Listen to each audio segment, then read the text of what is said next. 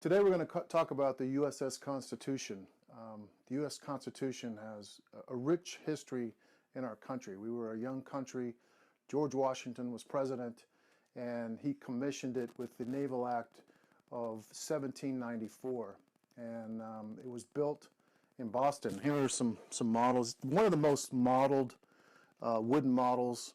Over many decades, people have modeled the Constitution. Not only because it was one of the first American ships, but it just has this rich history, and it did so much for our country early on. Like I said, George Washington commissioned the ship. It was built in Boston Harbor. And the Constitution defeated many warships over the years. One of the ships that it defeated first was a French ship called Guerriere. And it was a tightly fought battle in the Caribbean. This was the Quasi-War against the French. They were upset about us not paying back our debt to them after the Revolutionary War, and started pilfering our merchant ships in the Caribbean. We sent down the USS Constitution. It got into a battle with the French ship Guerriere, and it was captured. It was we won that battle. It went on for many hours. We ended up winning that battle and capturing the ship. Believe it or not, the British recaptured that ship, and it ended up becoming the HMS Her Majesty's ship Guerriere.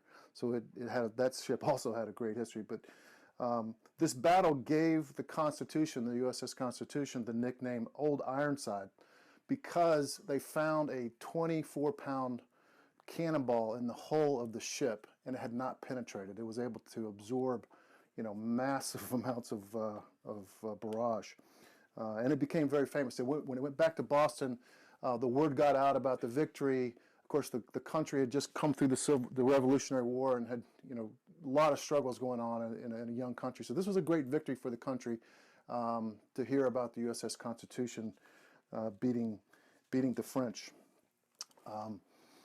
The Constitution went on to fight other ships in the Quasi-War and in the First Barbary War in Tripoli and in the War of 1812. So it had taken out many ships over the course of those three major wars, and today it's still in commission. It's in Boston Harbor. There are actually 6 officers and 46 enlisted active duty members on board this ship, and because of its importance to our country, the Navy still operates this ship. It has such a rich history, and you can see why people are modeling this ship.